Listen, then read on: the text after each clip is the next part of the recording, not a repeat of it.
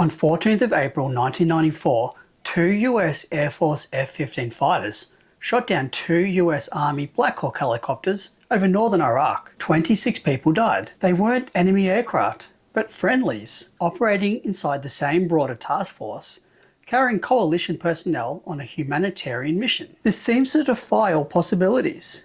It wasn't a confused night battle. It was daytime. Visibility was good, and the aircraft were operating under the control of an AWACS, effectively air traffic control in the sky. There were rules, flight schedules, identification systems, radios, command structures, and trained professionals. The system didn't fail because there were no safeguards or because of incompetent people. It failed with the safeguards in place. G'day everyone, welcome to Safe As. I'm Dr. Ben Hutchinson. Now, the easy explanation is to call it pilot error, and in a way, that's accurate because the pilots did misidentify the Black Hawks as enemy Hind aircrafts. Hind is in the Iraqi Hind helicopter. But as James Reason warned, human error is a consequence, not a cause. The error is the start of the investigation, not the end of it. Scott Snook, in his book Friendly Fire, uses Reason's point as a type of call to arms. He explains how the disaster occurred by normal people working inside normal organizational arrangements, and how it produced an abnormal and catastrophic outcome. He says that there weren't any bad guys, no single villain to be found, no simple broken part, and no one obvious point where the entire explanation can stop. In Snook's words, this tragedy happened because of normal people behaving in normal ways in normal organizations. This applies not just to the military, but all high risk and complex organizations, because many organizations still implicitly work with a blame and error mindset. So we inevitably find the person who made the poor decisions. And Snook shows how this finding is far too shallow. Now, this is a whole book, absolutely essential reading for all practitioners. So I can only cover a few points that I found interesting. Part 1, sense making and the how and why. Snook suggests that instead of asking why did they decide to shoot, we should focus on meaning rather than deciding. How was this reality constructed in their heads and the environment? Before the pilots could decide what to do, they had to decide what the situation meant. They had to answer what Carl White called the sense-making question. What's going on here? This shifts the focus from the pilots sitting there calmly and choosing between clear, unambiguous options. They weren't choosing between neatly labeled realities.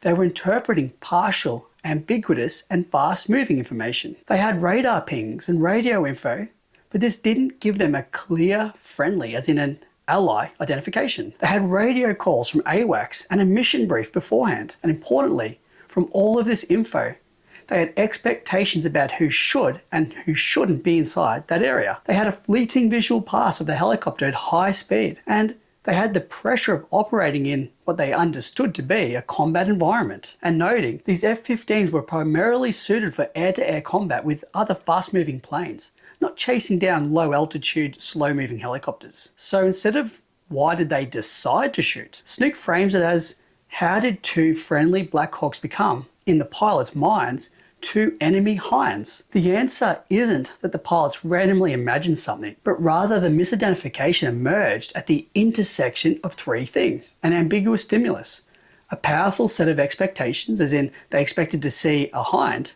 and a desire to see an enemy target. On the ambiguous stimulus, the pilots had a bit of a challenge using the comparison charts, as in the charts used to identify enemies, which in this case are pictures and silhouettes, and often from very particular angles. Like the Army tends to look up, so their silhouettes tend to show the underbody of an aircraft, whereas the F-15s were looking down at the helicopters. So the silhouettes that they looked at beforehand didn't even properly line up. Snook compares the pilots to hunters who want to see game so badly that they accidentally shoot hikers or dogs. This explains how personal motivation provides more freedom to see what we want to see when a stimulus is ambiguous. The F-15s were flying fast, looking down through a canopy from above and behind at helicopters moving low against the terrain. The Black Hawks were filled with external fuel tanks, and from the angle of the pass, some features couldn't be matched against the mental image of an enemy Hind. Snook notes that the lead pilot's view was made up of fragments, pieces of shape, tail, movement, and the context of the helicopter. It's noted that when data are incomplete, people fill in the gaps. They don't usually experience this as guessing, but they experience it as perceiving. Snook quotes Brunner, who observes that people take whatever scraps they can extract from the stimulus input, and if those scraps fit their expectations, they read the rest from the model in their head. In other words, the pilots weren't simply seeing what was there, they were seeing what the situation had primed them to see. Snook draws on a great quote from Charles Perrault: "Seeing isn't necessarily believing. Sometimes we must believe before we can see." And this is probably the central point of the sense-making argument. By the time the lead pilot looked down and saw the helicopters, the situation had already been primed in their mind's eye. The pilot didn't expect to see friendly helicopters. In the pilot's words, "The Black Hawk did not even cross my mind." It's not simply that expectation shapes perception, it's that acting on expectation generates apparent evidence that confirms it. As AWACS puts it, when perceivers act on their expectations, they may enact what they predict will be there. And when they see what they have enacted, using their predictions as a lens, they often confirm their prediction. The pilot looked, found fragments consistent with a hind, and that apparent confirmation further locked in the category. So this is more than a pilot being careless. It means that the entire category of a friendly Black Hawk wasn't even available as an option to him at that moment. It wasn't part of the working reality and schemas he had constructed. Next, Snook explores where this expectation came from, and in part, expectation was built by the surrounding technical system. The pilots were briefed about potential threats. Snook captures this imbalance of information by saying, "Plenty of information was briefed about potential threats. Nothing at all was briefed about friendly helicopters." The pilots also believed they were the first aircraft entering the tactical area of responsibility for the day's fighter sweep. Their job was to sanitize the area before other coalition aircraft entered. And importantly, their flow sheet didn't show the Black Hawks. And when they asked for updates, they received no new information. Then, as they entered the area, AWACS didn't give them a call alerting them to friendly helicopters operating ahead of them, as they were unaware also. When the lead pilot reported a contact, AWACS initially responded, "Clean there." Then later, "Hits there." In this context, hits indicated radar returns, not a clear friendly identification. Together, these factors became interrelated and shaped one interpretation. If something is out there, it's probably not friendly. Snook again works in AWACS about sense-making. Believing is seeing. Expectations don't just sit in the background. They actively shape what people notice, how they interpret it, and how confident they become. AWACS also warned that expectations filter inputs. And this is likely what happened in this circumstance. The pilots did receive information, but that info doesn't speak for itself. It has to pass through a frame and be interpreted. And this frame was built socially as a joint process. He draws on AWACS' image of people interacting to flesh out hunches. People making do with what they have, comparing notes, and then acting as if they have a workable sense of what is going on. Hence, the pilot's interpretation was reinforced through interaction. The tactical brief or missing helicopter information, the negative words from command channels, the "hits there" call, its altitude confirmation of helicopters, and more. These cues help construct the reality that the pilots acted on. In their mind, there was little doubt. Snook calls the helicopter that the lead pilot saw a social construction, a joint effort. Now, of course, the helicopters and the victims were real, not social constructions. But what he means is that the operational meaning of those helicopters, friendly or enemy, safe or threat, was socially constructed in real time. An important moment was the wingman's call, Tally 2. The lead pilot interpreted Tally 2 as confirmation that the wingman also saw two hinds, but the wingman later indicated that he didn't positively identify them as hinds. He saw two helicopters and didn't see anything that contradicted the lead's call about hinds specifically. So one person hears a confirmation of hinds, while the other thinks he has only reported a contact of helicopters and unknown if enemy or friendly. Problematically, the words they use on the radio are extremely short, clipped and efficient, but they leave room for meaning to be filled in by expectation. Wyke had warned about this in aviation-style communication. Short radio calls often work because pilots and controllers already anticipate what the other person is going to say. Their messages can, quoting the book, ratify expectations rather than actually inform. So communication doesn't automatically create shared understanding. Sometimes it only confirms a misunderstanding people already have. Once the pilots had made sense of the helicopters as enemy hinds, the next question is why they acted so quickly. This is where arousal, training and miscoding come into their construction and meaning. The pilots were operating in a high pressure situation, closer to terrain, at speed in a combat coded environment. Under arousal, people focus on fewer cues, as in they narrow their focus onto fewer pieces of information. They rely more heavily on dominant pre-trained responses. And dominant responses are shaped by training. And training is essential, but it has a trap. AWACS warns that overlearning is purchased at the expense of flexibility. In high arousal sense-making, the costs of being indecisive frequently outweigh the costs of being wrong. This pressure forces people to cling to their initial hypotheses, rather than seek new evidence. So inexperience wasn't the issue, but rather the opposite issue. Once they coded the situation as enemy air-to-air combat, their training worked. It produced fast, decisive action.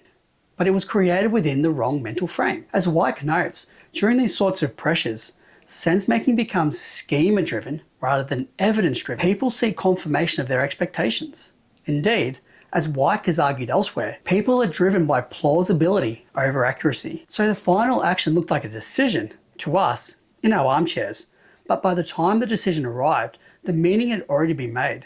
The pilots didn't shoot at Black Hawks, they shot at what they understood to be enemy hinds. So as Snook is careful to articulate, this doesn't make the outcome acceptable, it just makes the pathway understandable. Now behind the pilots was an AWACS crew that didn't intervene to stop the friendly fire. Snook argues that this also wasn't simply due to laziness or indifference. He argues that the crew was technically qualified as individuals, but collectively weak as a team. They hadn't developed the shared responsibility, accountability, and mutual monitoring required for the situation they were in. This is where I think Amy Edmondson's distinction between teams and teaming is useful. In her article, Teaming is a Verb, she argues that traditional teams rely on stable membership, clear roles, repeated practice, trust, and familiarity. But many high-risk operations don't have that luxury. In those settings, it's rather teamwork on the fly, where people have to coordinate without the benefit of stable team structures, long shared history, or rehearsed routines. That maps closely onto the AWACS crew problem. Snook describes a crew that may have been individually qualified, but hadn't yet developed into a real team. They were thrown together for this rotation, operating in a dynamic situation, but without the deeper shared responsibility, trust, and mutual adjustment that effective teaming requires. Further, on Edmondson's work, in complex, uncertain work, it's not enough to assemble competent individuals and assume coordination will follow. People need the capability to share crucial knowledge quickly, ask clear and frequent questions, clarify interdependence, and make small adjustments as the situation unfolds. The AWACS crew's weakness was, therefore, not just the cohesion in a generic sense, it seems to also have been a failure of teaming under pressure. Now, importantly, responsibility was also diffuse, meaning multiple people had some connection to tracking, monitoring, or intervening, but no one person felt the obligation strongly enough to act. Snook calls this the fallacy of social redundancy. In technical systems, redundancy can improve reliability, but in social systems, adding more people doesn't automatically mean someone will act. It can actually be the opposite. Sometimes, when everyone is responsible, no one is. So in safety critical systems, if a control depends on someone noticing, acting, intervening, doing something, and especially if more than one person is expected to do any of these, then the control may be weaker than it looks. Now further, on the AWACS, the crew was operating inside a larger task force, and Snook's organizational level question here is, why were the Army helicopters not fully integrated into task force air operations? He explores this principle that whatever you divide, you have to put back together again. As in, complex organizations divide work because they have to. They create specialized teams, functions, contractors, disciplines, and systems. But every act of division creates an integration problem eventually. The more specialized the parts become, the more deliberate work is needed to reconnect them. Diane Vaughan identified a similar trap prior to the Challenger disaster. As specialists deepen their expertise and knowledge, they develop esoteric language and norms that insulate them from the rest of the organization, from the non-experts. While this specialization sharpens their own craft, it obstructs a shared perception of risk. When technical experts and the managers holding the purse strings no longer speak the same language, around maybe critical risks, catastrophic warnings are effectively lost in translation. Now, in this overarching air operation, the helicopters, fighters, AWACS, command elements, planning documents, radio systems, and operating assumptions weren't integrated as well as the formal system implied. The work is imagined. It was a type of false assurance. There were key differences in procedures, equipment, practices. Some of these gaps had become normalized, what Snook defined as practical drift. Now, part 2 is practical drift. This is defined as the slow, steady uncoupling of local practice from written procedure. Practical drift isn't really about people breaking rules, nor simple non-compliance. It's what happens when the written system and the working system slowly move apart and the gap becomes more or less invisible. This is said to usually happen for practical reasons. Rules and procedures are often written globally. They're designed to coordinate a whole system, often under worst-case assumptions. But workers experience the system locally. They face the task in front of them with the time, tools, constraints, and habits and pressures of the real work as it happens each day. When the written rule doesn't fit the local task, people adapt. They adjust. They make the work possible. And if the adaptation works today and tomorrow and the day after that, it starts to become normal or normalized. Snook says that globally designed but locally impractical procedures lose out to practical action when no one complains. Indeed, people rarely have visibility over the whole system at enterprise risk. They see their own little relevant patch. So a little drift from standards here is locally efficient, but potentially catastrophic at the organizational level. Locally efficient behaviors become accepted practice through repetition, not because someone formally approves them or because someone writes them into the procedure. They're normalized because they work and save time, and nothing bad usually happens. And this is why drift is so hard to see, because it's usually not dramatic. It creeps in over time in mundane ways. As in, people find a better way to get the job done. A supervisor sees it and says nothing, or as Snook nicely points out, a well-intentioned senior leader visits and either doesn't observe or recognise a non-compliance, or doesn't say anything if they do. And this silence is then perceived as validation that the non-compliance is acceptable. It's effectively and indirectly legitimated. This is where Snook starts to drill into the idea of loose coupling, drawing on AWACS ideas of loosely coupled systems. Simply put, loose coupling means parts of the system are connected, but not tightly or continuously. They have some independence and slack. Now that can be useful. It allows local adaptation and it gives people room to respond to local conditions. AWACS notes that loosely coupled systems can support localized adaptation, which benefits local personnel. But this flexibility can also create global danger. If one group adapts locally, another group may not know. If several groups adapt in different directions, the whole system can become less integrated without anyone seeing the full pattern. This is one of the key traps of practical drift, because each group assumes the other groups are still following the original rules. The F-15 pilots assume the helicopters, AWACS and task force are operating according to the formal system. The helicopter crews operate according to their local realities. AWACS operates according to its crew roles and assumptions and routines. The task force leadership believes the operation is well integrated because the system has been working for a long time, even when these assumptions aren't aligned to reality. This misalignment remains invisible because loosely coupled systems decouple cause from effect, or at least a speedy, visible connection. The resulting feedback lag ensures that local adaptations rarely trigger clear signals of risk. Consequently, the organization continues to mistake the absence of failure for the presence of safety. So success breeds danger. Snook uses AWACS warning about reliability. Reliable outcomes are often invisible because they're constant. Operators see nothing, and seeing nothing presume that nothing is happening. But as James Reason argued, if you see nothing is happening and assume that if you keep doing nothing, then stable outcomes will result. But stable outcomes require dynamic inputs. To have nothing happening, you need to invest a lot of continual energy and efforts. So a system can keep succeeding while the conditions underneath it are changing. Inputs, practices and assumptions all change. Local and efficient workarounds spread. But because the outcome remains stable, no really bad things apparently are happening. So no one pays attention, nor do they feel like they have reason to pay attention. For Snook, this reflects the idea that just because it isn't broken doesn't necessarily mean that it isn't breaking. And maybe this principle should be written into every safety dashboard that relies too heavily on incident measures and traffic lights. Of course, As is probably broadly accepted now, no incidents doesn't mean the system is safe or effectively addressing major risks. It might mean the system hasn't yet been tested under the conditions that expose the drift, or it could be a mere case of probability, if you roll the dice enough times. Now, near misses should help, but might not. Snook describes a previous near miss involving an F-111 and notes the emphasis seemed to be on the miss and not the near part.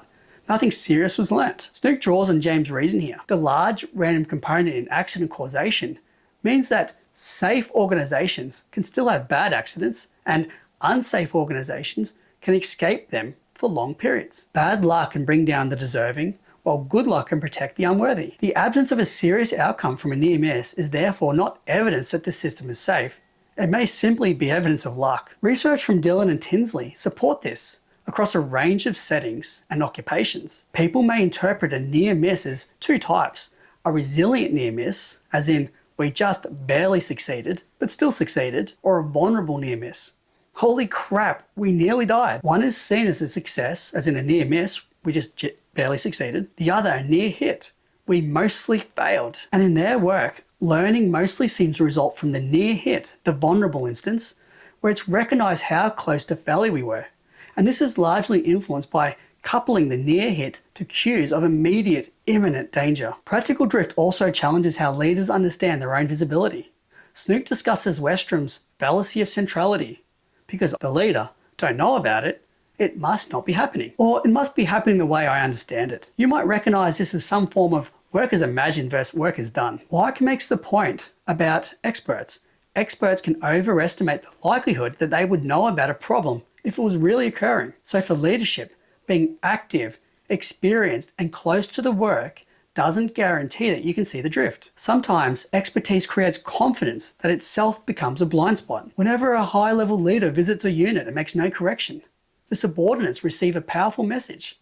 Everything is okay, carry on. This reinforces the drift as a culture of production. And similarly, per the recent Port of Auckland CEO prosecution highlighted, in their words, a good leader and a conscientious officer may have the best intentions in the world, but may still breach that due diligence duty. So best intentions may not be enough. In this view, drift is especially difficult to see because it's a process, not a snapshot at one time. Snook says that drift can't be seen in a single glance. To see it, you need movement and time. You need to compare the work as designed with the work as actually done. Not once, but repeatedly. These findings directly inform safety assurance. If assurance only checks whether the procedure exists once, it'll miss drift.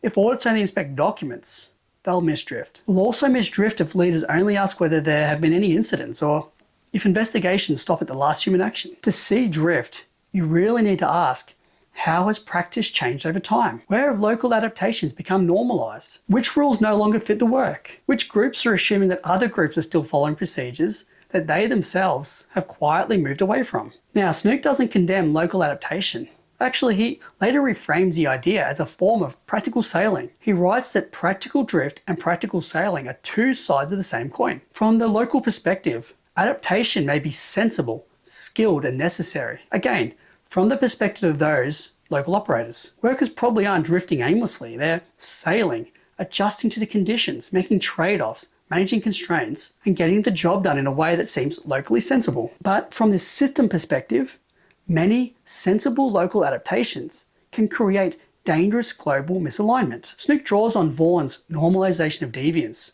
which is a process where, in the NASA Challenger example, engineers and managers together developed a definition of the situation that allowed them to carry on as if nothing were wrong when they continually faced evidence that something was wrong. In NASA, deviance was normalized centrally, collectively redefined as acceptable risk through structured organizational processes, with engineers and managers drawing together the new line. In this Black Hawk example, the process was local and dispersed. Each subunit developed its own definitions of acceptable practice, largely invisible to the others.